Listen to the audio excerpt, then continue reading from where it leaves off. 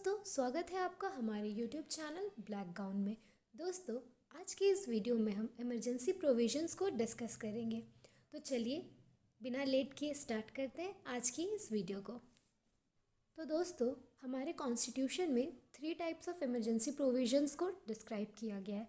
First है national emergency, जो article 352 में एक्सप्लेन किया गया है। सेकेंड है स्टेट इमरजेंसी, जिसे आर्टिकल 356 में एक्सप्लेन किया गया है।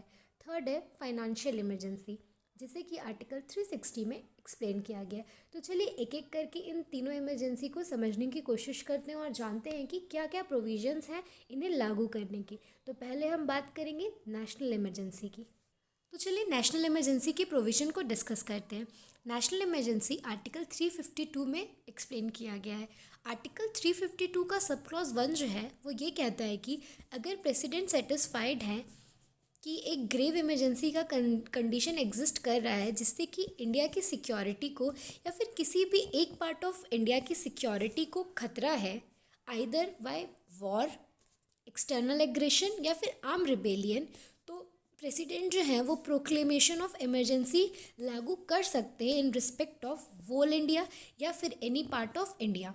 जो भी होगा वो स्पेसिफाइड होगा उस प्रोक्लेमेशन में। यानी कि नेशनल इमरजेंसी है वो ज़रूरी नहीं है कि सिर्फ पूरे इंडिया पर ही लागू हो, वो किसी एक पार्ट ऑफ इंडियन टेरिटरी पे भी लागू किया जा सकता है। अच्छा, अब ये जो सब क्लॉज 1 का एक्सप्लेनेशन है वो ये कहता है कि प्रोक्लेमेशन ऑफ इमरजेंसी जो है वो even before the actual occurrence of war, external aggression या फिर आर्म रिबेलियन, ठीक है, इन तीनों के एक्चुअल ओकरेंस से पहले भी इमरजेंसी का प्रोक्लेमेशन जो है वो जारी किया जा सकता है। अगर प्रेसिडेंट को लगता है या अगर प्रेसिडेंट सेटिस्फाइड है कि इमिनेंट डेंजर है ऑफ वार, एक्सटर्नल एग्रेशन या फिर आर्म रिबेलियन, यानी मतलब कि प्रेसिडेंट को अगर लग रहा है कि हाँ बहुत ज़्यादा खतरा है वार का, एक्सटर्नल एग्रेशन का या फिर आर्म रिबेलियन का, तो हो सकता है कि एक्चुअल ओकरेंस अभी हुआ नहीं है, तो उस एक्चुअल ओकरेंस को रोकने के लिए, यानी उस वार की सिचुएशन को रोकने के लिए प्रेसिडेंट एक्चुअल ओकरेंस से पहले भी इमरजेंसी लागू कर सकता है। तो इससे हमें ये पता चलता है कि जो एक्चुअल ओकरेंस ऑफ इवेंट है, यानी वार, एक्सटर्नल एग्रेशन या फिर आर्म रिबेलियन, जो कि आर्टिकल 352 में मेंशन है, वो ज़रूरी नहीं है। यानी एक अगर imminent danger of war, external aggression या फिर आर्म रिबेलियन है, वो काफ़ी होगा फॉर प्रोक्लेमेशन ऑफ इमरजेंसी, ठीक है। और सब क्लॉज 1 में एक और चीज़ ध्यान देने वाली है, ये जो आर्म रिबेलियन का जो प्रोविज़न है फॉर प्रोक्लेमेशन ऑफ इमरजेंसी, ये हमारे ओरिजिनल कॉन्स्टिट्यूशन में नहीं दिया गया था। इसे कॉन्स्टिट्यूशन के 44th अमेंडमेंट एक्ट 1977 में ऐड किया गया था। ये बात बहुत इम्पॉर्टेंट है, ये बहुत सारे कॉम्पिटिटिव एग्ज़ाम में पूछा जाता है कि आर्म रिबेलियन को किस कॉन्स्टिट्यूशनल अमेंडमेंट से ऐड किया गया था। तो एक बार आप लोग प्लीज़ इसे नोट कर लीजिए कि ये कॉन्स्टिट्यूशन के 44th अमेंडमेंट एक्ट 1977 में ऐड किया गया था हमारे कॉन्स्टिट्यूशन में। अब सब क्लॉज 2 ये कहता है कि जो प्रोक्लेमेशन ऑफ इमरजेंसी जो कि सब क्लॉज 1 में बनाया गया है, उसमें अगर कोई चेंजेस लाना है या फिर उसे रिवोक करना है तो प्रेसिडेंट ऐसा कर सकते हैं बाय सब्सिक्वेंट प्रोक्लेमेशन। अब नेक्स्ट बात करते हैं सब क्लॉज 3 की। तो सब क्लॉज 3 ये कहता है कि प्रेसिडेंट जो है वो कोई भी प्रोक्लेमेशन इशू नहीं करेंगे अंडर क्लॉज 1, या फिर प्रोक्लेमेशन में कोई भी चेंजेस नहीं लाएंगे अनलेस जो डिसीज़न ऑफ कैबिनेट है उसके बिना, ठीक है। और जो भी डिसीज़न ऑफ कैबिनेट है वो उन्हें कम्युनिकेट होना चाहिए इन राइटिंग, यानी जो यूनियन कैबिनेट है उन्हें राइटिंग में ये कम्युनिकेट करेगा कि आप प्रोक्लेमेशन ऑफ इमरजेंसी लागू कीजिए या फिर उस प्रोक्लेमेशन में ये वेरिएशन चेंजेस लाइए, तभी प्रेसिडेंट जो है वो प्रोक्लेमेशन ऑफ इमरजेंसी इशू कर सकते हैं। और यहाँ पे यूनियन कैबिनेट का मतलब ये है जो कंसिस्ट करेगा प्राइम मिनिस्टर और अदर मिनिस्टर जो कि कैबिनेट रैंक के होंगे अंडर आर्टिकल 75। यानी कि जो डिक्लेरेशन ऑफ इमरजेंसी है वो यूनियन कैबिनेट की सहमति से ही डिक्लेयर किया जाएगा, ना कि केवल अगर प्रेसिडेंट को प्राइम मिनिस्टर ने एडवाइस कर दिया कि प्रोक्लेमेशन ऑफ इमरजेंसी लागू कर दीजिए तो प्रेसिडेंट ऐसा नहीं कर सकते। यूनियन कैबिनेट जो है उनकी सहमति से लागू होगा और वो भी इन रिटर्न कम्युनिकेट होगा अगर प्रेसिडेंट को तो ही। अब बात करते हैं सब क्लॉज 4 की। तो सब क्लॉज 4 ये कहता है कि जो प्रोक्लेमेशन ऑफ इमरजेंसी है उसे पेश करना पड़ेगा ईच हाउस ऑफ पार्लियामेंट, यानी लोकसभा में भी और राज्यसभा में भी। और अगर ऐसा नहीं होता है तो it shall cease to be in operation at the expiration of 1 month unless before the expiry of 1 month it has been approved by resolution of both the houses of parliament। यानी कि अगर आज प्रेसिडेंट ने proclamation of emergency को issue किया तो उसके 1 महीने के अंदर अंदर उसे दोनों हाउसेज ऑफ पार्लियामेंट में पेश करना पड़ेगा। और जो दोनों हाउसेज ऑफ पार्लियामेंट है वो बाय रेजोल्यूशन 1 मंथ के अंदर उस प्रोक्लेमेशन को अप्रूव करती है। अगर बोथ हाउसेज ऑफ पार्लियामेंट ऐसा नहीं करती है तो वो जो प्रोक्लेमेशन है उसका जो इफ़ेक्ट है वो ख़त्म हो जाएगा, यानी वो ceases to be in operation हो जाएगा। ठीक है। अच्छा, ये जो ड्यूरेशन है 1 मंथ का वो prior to 44th amendment 2 months था। इसे 44th अमेंडमेंट में 2 मंथ से रिड्यूस करके 1 मंथ कर दिया गया।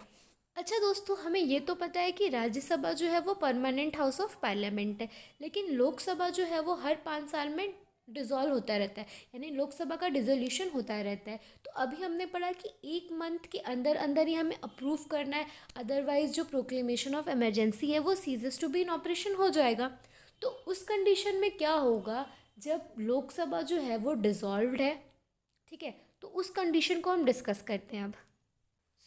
अगर प्रोक्लेमेशन ऑफ इमरजेंसी जो है वो इशू होता है एट द टाइम व्हेन जो लोकसभा है वो डिज़ोल्व्ड है, या फिर जो डिसोल्यूशन ऑफ लोकसभा है वो take place during the period of 1 month without approving the proclamation. ठीक है, यानी कि लोकसभा का जो डिसोल्यूशन है वो 1 महीने के अंदर ही हो चुका है बिना प्रोक्लेमेशन को अप्रूव किए हुए, लेकिन वो जो प्रोक्लेमेशन है वो अप्रूव्ड है बाय राज्यसभा। तो उस कंडीशन में वो जो प्रोक्लेमेशन है वो सीज टू ऑपरेट हो जाएगा at the expiration of 30 days. कब से? From the date on which Lok Sabha जो है सिट्स आफ्टर फ्रेश इलेक्शन। ठीक है, अनलेस जो expiry of the above period of 30 days, यानी कि 30 दिन के एक्सपायर होने से पहले पहले लोकसभा जो है वो एक रेजोल्यूशन पास करता है अप्रूविंग द प्रोक्लेमेशन। ठीक है, तो अगर 30 दिन के अंदर अंदर लोकसभा एक रेजोल्यूशन पास कर देता है अप्रूव करते हुए उस प्रोक्लेमेशन को, तब तो वो फोर्स में रहेगा, अदरवाइज वो 30 दिन के एक्सपायर होते होते सीज टू बी ऑपरेट हो जाएगा। अब ये जो रेजोल्यूशन है फॉर अप्रूविंग प्रोक्लेमेशन, इसे स्पेशल मेजॉरिटी से पास किया जाएगा। स्पेशल मेजॉरिटी से मतलब है कि majority of total members of each house plus also by majority of not less then 2/3 member present and voting in each house. यानी कि टोटल मेंबर्स जितने भी हाउस की उनकी तो मेजॉरिटी होनी चाहिए, प्लस जितने मेंबर उस दिन प्रेजेंट हैं और जो वोट कर रहे हैं उनमें भी नॉट लेस देन 2/3 मेंबर्स ने वोट किया है उस रेजोल्यूशन के अप्रूवल के लिए। लेकिन ये प्रायर टू 44th अमेंडमेंट जो था ये सिंपल मेजॉरिटी से पास होता था, इसे 44th अमेंडमेंट में अमेंड कर दिया गया और इसे स्पेशल मेजॉरिटी से पास करने का प्रोविज़न बना दिया गया। चलिए अब बात करते हैं सब क्लॉज 5 को। तो सब क्लॉज 5 जो है वो बात करता है ड्यूरेशन ऑफ इमरजेंसी के बारे में। तो 44th अमेंडमेंट से पहले जो प्रोक्लेमेशन ऑफ इमरजेंसी था वो रिमेन इन फोर्स रहता था for first instance for the period of 2 months.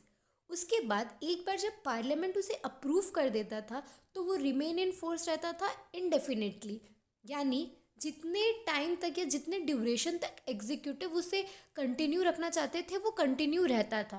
But 44th amendment के बाद ये जो पावर ऑफ एग्जीक्यूटिव था उसे घटाया गया ताकि वो अननेसेसरी ऑपरेशन ऑफ इमरजेंसी को मिसयूज़ ना करे। तो 44th अमेंडमेंट के बाद जो प्रोक्लेमेशन ऑफ इमरजेंसी है वो फोर्स में रिमेन करता था for first instance for the period of 1 month. अब जब पार्लियामेंट इसे अप्रूव कर देती है तो ऐसा प्रोक्लेमेशन जो है वो 6 मंथ्स तक फोर्स में रहेगा। जिस दिन से पार्लियामेंट ने वो रेजोल्यूशन पास किया है उस दिन से वो 6 मंथ तक फोर्स में रहेगा। और अगर further continuation of emergency beyond 6 month अगर बढ़ाना है तो हर 6 मंथ अप्रूवल ऑफ पार्लियामेंट जो है वो रिक्वायर्ड होगा। तो यही 44th अमेंडमेंट के बाद चेंजेस आया, जिससे कि अब क्या है कि जो कंटिन्यूएशन ऑफ इमरजेंसी है वो डिस्क्रिशन ऑफ एग्जीक्यूटिव पे डिपेंड नहीं करता है। अब ये अप्रूवल पार्लियामेंट के अप्रूवल के बाद ही ये कंटिन्यू कर सकता है। और अप्रूवल भी जो है वो रेजोल्यूशन जो पास करेगा अप्रूवल का, वो भी स्पेशल मेजॉरिटी के साथ। तो इसी तरीके से 44th अमेंडमेंट से जो एग्जीक्यूटिव का पावर था उसे बहुत ही घटा दिया गया। अच्छा दोस्तों, क्लॉज 6 को तो हमने अब पहले ही डिस्कस कर लिया। क्लॉज 6 कुछ नहीं है, ये स्पेशल मेजॉरिटी की बात करते हैं, तो वो हमने इससे पहले वाले स्लाइड में ही डिस्कस कर लिया था। तो चलिए अब बात करते हैं क्लॉज 7 की।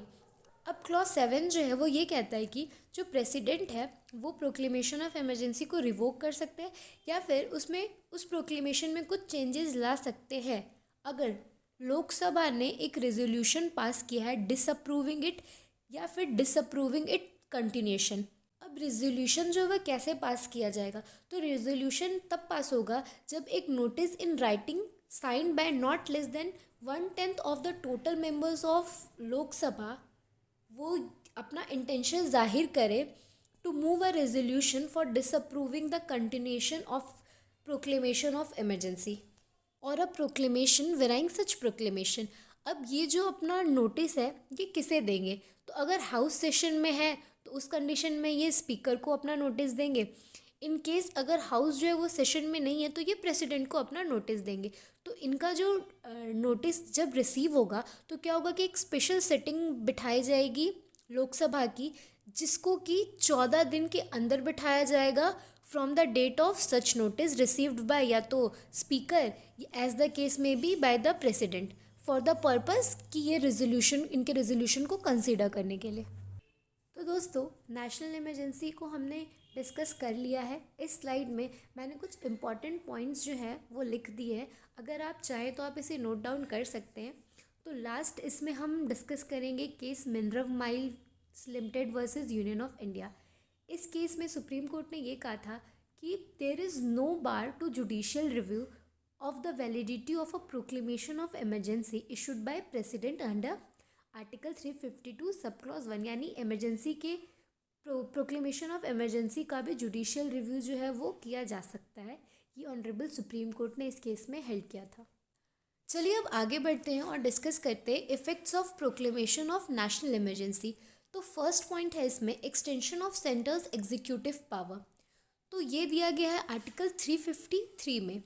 तो इसमें क्या होता है कि जब प्रोक्लेमेशन ऑफ इमरजेंसी जो है वो फोर्स में होता है तो एग्जीक्यूटिव पावर जो है वो यूनियन का वो एक्सटेंड करता है giving directions to any state कि किस मैनर में जो स्टेट है अपने एग्जीक्यूटिव पावर को एक्सरसाइज करेगा। अब डिस्कस करते हैं सेकेंड पॉइंट को, जो कि है parliament empower to legislate on state subjects. ये दिया गया आर्टिकल 353 के सब क्लॉज बी में। तो जब प्रोक्लेमेशन ऑफ इमरजेंसी ऑपरेशन में रहता है तो यूनियन पार्लियामेंट एम्पावर हो जाता है लॉज बनाने के लिए उन मैटर्स पे जो कि स्टेट लिस्ट में दिए गए। तो during the period of emergency जो डिस्ट्रीब्यूशन ऑफ लेजिस्लेटिव पावर है वो फंडामेंटली चेंज हो जाता है। तो जो स्टेट के पास पावर होता है लॉ बनाने का वो सस्पेंड हो जाता है during the time of national emergency. State जो है वो लॉ तो बना सकता है but it is subject to the overriding power of union parliament. अच्छा, अब आर्टिकल 353 में कुछ चेंजेस लाए गए through 42nd constitutional amendment. It provides की जो एग्जीक्यूटिव पावर ऑफ यूनियन है to give directions under clause A and जो power to make laws under clause B है वो एक्सटेंड करेगा उन स्टेट्स को भी अदर देन वो स्टेट्स जहाँ पे इमरजेंसी जो है फोर्स में है। अगर सिक्योरिटी ऑफ इंडिया या फिर किसी भी पार्ट ऑफ द टेरिटरी को खतरा है किसी एक्टिविटी से या फिर relation to that part of territory of India in which proclamation of emergency जो है ऑपरेशन में है। अब बात करते हैं थर्ड पॉइंट की। तो थर्ड पॉइंट कहता है कि central empower to alter distribution of revenue between the union and the state. ये दिया गया है आर्टिकल 354 में। तो जो प्रेसिडेंट है वाइल प्रोक्लेमेशन ऑफ इमरजेंसी जो है ऑपरेशन में है वो बाय ऑर्डर डायरेक्ट कर सकता है टू अल्टर मॉडिफाई या फिर change in the financial arrangement between state and union as provided in articles 268 to 279। और जितने भी ऐसे ऑर्डर हैं उसे लेट डाउन करना होगा ईच हाउस ऑफ पार्लियामेंट में। और ये जो ऑर्डर है वो will come to an end by the end of financial year in which जो proclamation of emergency ceases to be operate.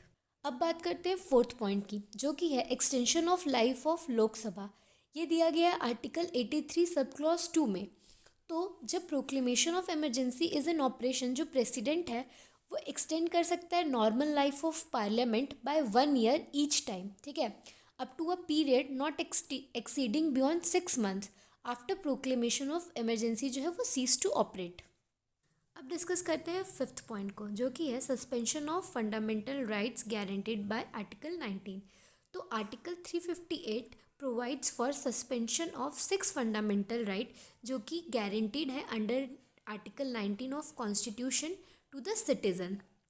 Article 358 ये कहता है कि जब प्रोक्लेमेशन ऑफ इमरजेंसी ऑपरेशन में होगा, then nothing in article 19 restrict करेगा power of state to make law और to take any executive action, जिससे कि हमारे जो राइट्स गारंटीड है आर्टिकल 19 में वो छीने जा सके। इसका ये मतलब है कि जब प्रोक्लेमेशन ऑफ इमरजेंसी जो है वो फोर्स में रहता है, तो जो हम लोग को फंडामेंटल राइट्स आर्टिकल 90 में गारंटीड है वो ऑटोमेटिकली सस्पेंड हो जाते हैं। अब 44th अमेंडमेंट एक्ट 1978 से आर्टिकल 358 में एक चेंज लाया गया, जो कि था कि आर्टिकल 19 जो है वो सस्पेंड तभी होगा व्हेन प्रोक्लेमेशन ऑफ इमरजेंसी जो है वो डिक्लेयर किया गया है ऑन ग्राउंड ऑफ वार या फिर external aggression, and not when emergency जो है वो डिक्लेयर किया गया है on the ground of arm rebellion. चलिए अब बात करते हैं next, suspension of enforcement of fundamental rights. तो आर्टिकल 359 जो है वो एम्पावर करता है प्रेसिडेंट को, जिससे कि वो सस्पेंड कर सकते हैं हमारे right to enforce fundamental rights, जो कि गारंटीड है पार्ट 3 ऑफ द कॉन्स्टिट्यूशन में। आर्टिकल 359 ये कहता है कि जब प्रोक्लेमेशन ऑफ इमरजेंसी ऑपरेशन में है तो प्रेसिडेंट जो है वो बाय ऑर्डर डिक्लेयर कर सकते हैं कि right to move any court for enforcement of fundamental right जो है एक्सेप्ट आर्टिकल 20 और 21, और जो प्रोसीडिंग्स पेंडिंग है किसी भी कोर्ट में for enforcement of such right वो सस्पेंड रहेंगे ड्यूरिंग द पीरियड जब प्रोक्लेमेशन ऑफ इमरजेंसी फोर्स में है, या फिर किसी शॉर्टर ड्यूरेशन के लिए भी हो सकता है। जो भी होगा वो स्पेसिफाइड होगा इन दैट ऑर्डर जो कि प्रेसिडेंट पास करेंगे, ठीक है। और अब जो ये ऑर्डर है suspending the enforcement of fundamental rights वो एक्सटेंड कर सकता है वोल या फिर any part of territory of India. और जो ऑर्डर जो है वो जितने से जितना जल्दी पॉसिबल होगा उसे लेट डाउन करना पड़ेगा before each house of parliament. अब लास्ट पॉइंट को डिस्कस करते हैं, जो कि है duty of the union to protect states. तो आर्टिकल 355 जो है वो इम्पोज करता है यूनियन पे ड्यूटी कि वो प्रोटेक्ट करे सारे राज्यों को against external aggression and internal disturbance, और इंश्योर करे कि हर राज्य की जो सरकार है वो जो कॉन्स्टिट्यूशन के प्रोविज़न है उसी के अकॉर्डेंस में काम कर रही है। यानी आर्टिकल 355 जो है वो सेंट्रल गवर्नमेंट पे 2 तरीके की ऑब्लिगेशंस को इम्पोज करता है। चलिए अब डिस्कस करते हैं एडीएम जबलपुर वर्सेस शिवकांत शुक्ला के केस को। इस केस को पॉपुलरली हेविस कॉर्पस केस कहा जाता है। इस केस में ऑनरेबल सुप्रीम कोर्ट ने ये हेल्ड किया था कि during the proclamation of emergency right जो है अंडर आर्टिकल 21 में वो भी सस्पेंडेड रहते हैं, और किसी भी पर्सन के पास लोकस स्टैंडाई नहीं होता है for enforcement of such right, ठीक है। तो इसी केस के व्यू में 44th अमेंडमेंट लाया गया और लेट डाउन किया गया कि हेविस कॉर्पस केस जो है वो no longer a good law है। इसीलिए उस अमेंडमेंट में ये डिक्लेयर किया गया कि आर्टिकल 21 और 22 जो है वो सस्पेंड नहीं रह सकते during the proclamation of emergency. इसीलिए अगर किसी पर्सन को अब चैलेंज करना हो अपनी डिटेंशन का वैलिडिटी, तो even during the operation of emergency वो चैलेंज कर सकता है, यानी वो कोर्ट जा सकता है अपने आर्टिकल 21 या फिर 22 के इन्फोर्समेंट के लिए। तो दोस्तों आज के इस वीडियो में इतना ही। आई होप आपको हमारी वीडियो हेल्पफुल और इन्फॉर्मेटिव लगी हो। नेक्स्ट पार्ट में हम डिस्कस करेंगे स्टेट एंड फाइनेंशियल इमरजेंसी को, तो हमारे साथ बने रहें। अगर आपको हमारी वीडियो अच्छी लगे तो लाइक, शेयर और सब्सक्राइब करना ना भूलें। Thank you.